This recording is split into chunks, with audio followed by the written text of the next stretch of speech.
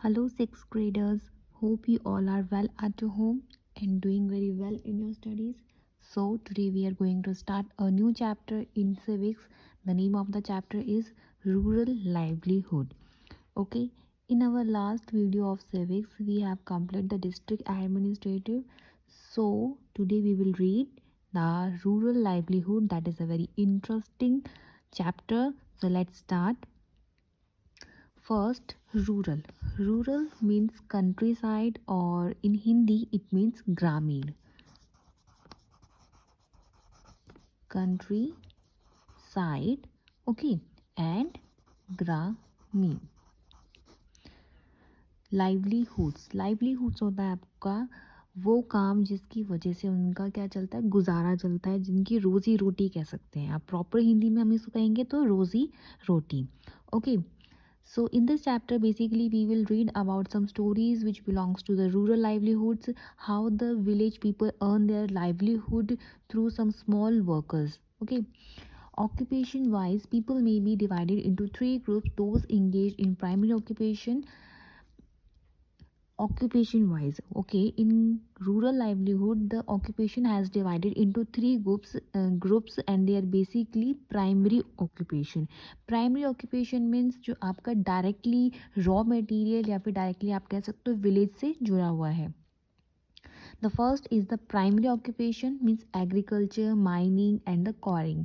इसका मतलब primary occupations तो आपका किससे, वो ऑक्यूपेशन जो सबसे बेसिक है एंड इसके बेसिस पे ही आपके अदर जो दूसरे ऑक्यूपेशंस है वो डिपेंड करते हैं।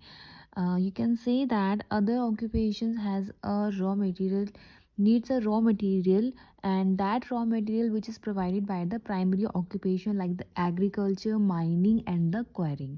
Okay, in secondary occupation means manufacturing. In secondary occupation manufacturing comes in it, and in tertiary occupation services, trade and commerce, banking and insurance. Basically we can say that in the tertiary occupation services are be provided. Okay, people who are engaged in primary occupation will be discussed in this chapter and the rest in the next chapter. The people who engage in primary, yes, the peoples who are engaged in primary occupation and worked in the rural area, that will be discussed in this chapter.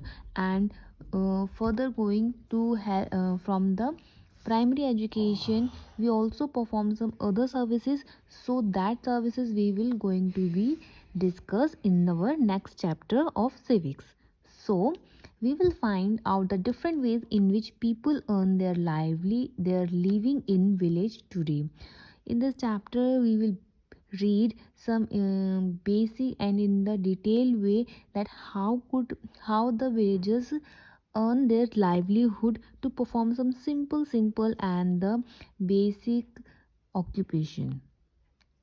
First, there is a village whose name is Dumri. So let's read about Dumri. What the special in it? Dumri is a village in Bihar. Dumri, a village which is situated in Bihar. There are different ways in which people earn their living here.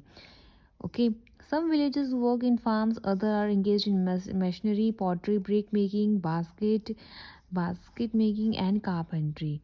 So others means in village most of the people are engaged in the field agriculture, but other than apart from them some are engaged in machinery, pottery breaking या फिर आपका basket making, carpentry.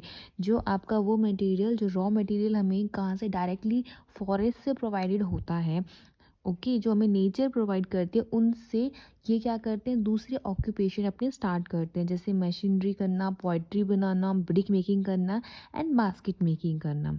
Okay, so as a teacher, washerman, barber, some peoples are teachers, washerman, barbers, cycle repair machine provide services.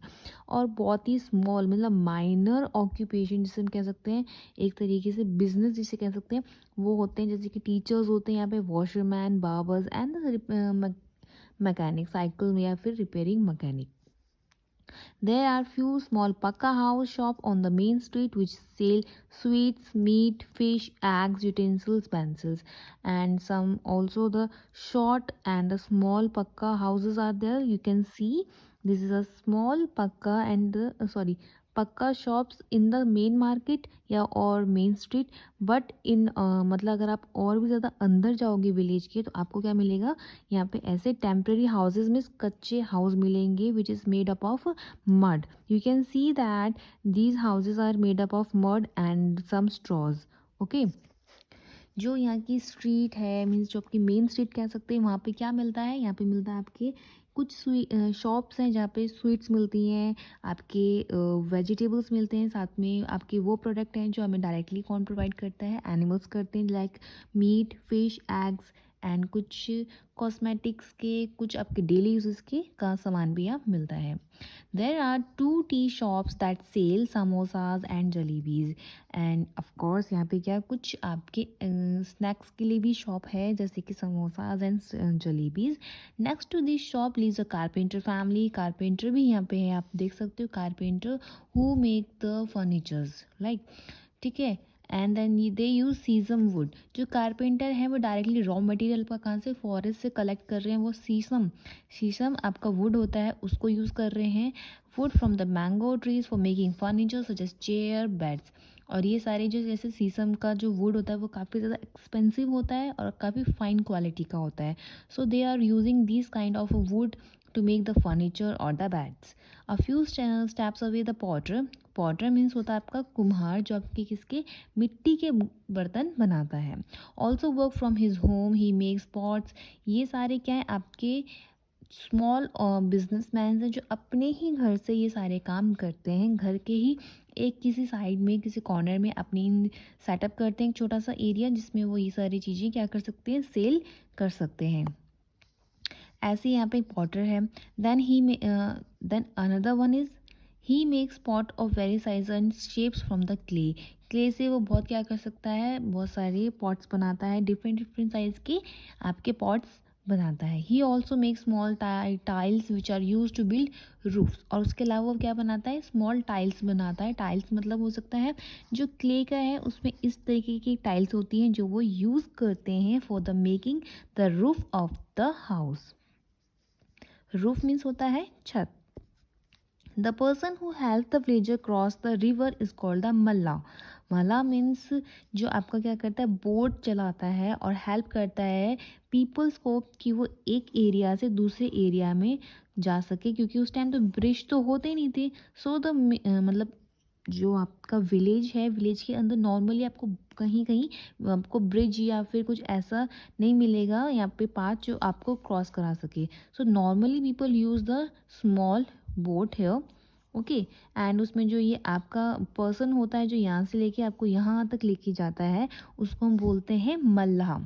His name is Pattu and the name of the person is Pattu. He also catches fish from the river and जो मल्ला है वो क्या करता है fish भी यहाँ से collect करता है. मीन्स अब वो पानी के आसपास रहता है तो मेनली वो कौन सा वाटर एक्टिवेशन करता है जो वाटर से जुड़े हुए हों जैसे कि फ़िश को कलेक्ट करना लोगों को वहाँ से देना खुद भी सेल आउट करना साथ के साथ लोगों को हेल्प करना to cross the river from one place to the another. And there are some also the rickshaw वालाज.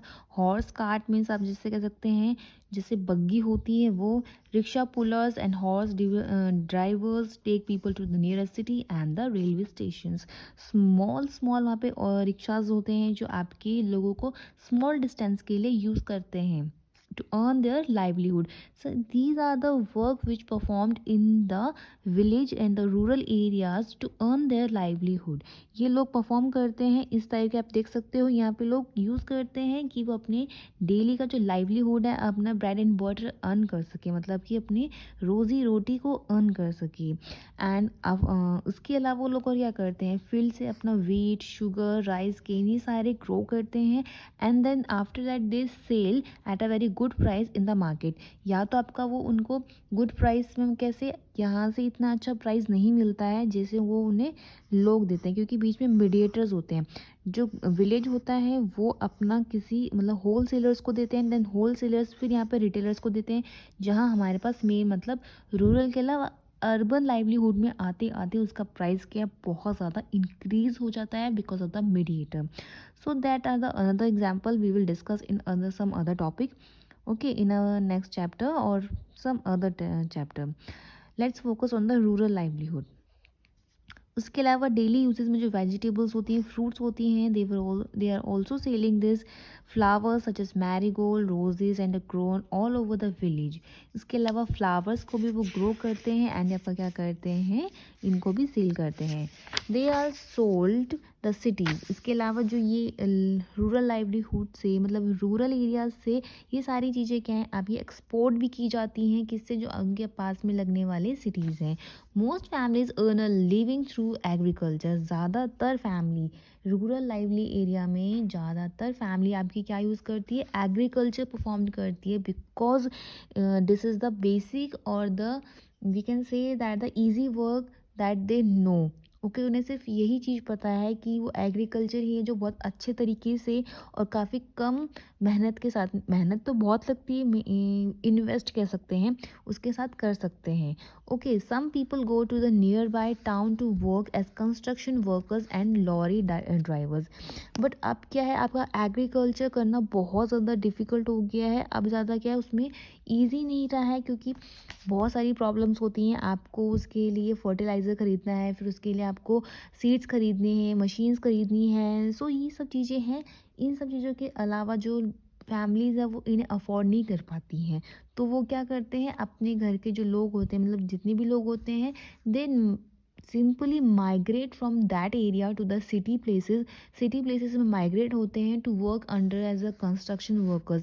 Construction workers की तरह, या फिर ड्राइवर्स की तरह, या फिर जो स्मॉल अमाउंट में जो वर्कर्स होते हैं वो उसको परफॉर्म करते हैं in the city area. So I hope you will get the idea कि कैसे रूरल एरियाज़ में लोग अपनी लाइवलीहुड को चलाने के लिए कैसे कैसे वर्क्स हैं जो परफॉर्म्ड करते हैं और अपनी लाइफ को इजीली सर्वाइव कर पाते हैं. Okay, so in this chapter we already read a story of Dumri village. Then in our next video we will read the story of the Sugna, and then the other part like the Chotak and the some Kashinath and Vishnu Sadanand story. Okay, till then read your chapter once again. Okay, and to know better read it again and again. Okay.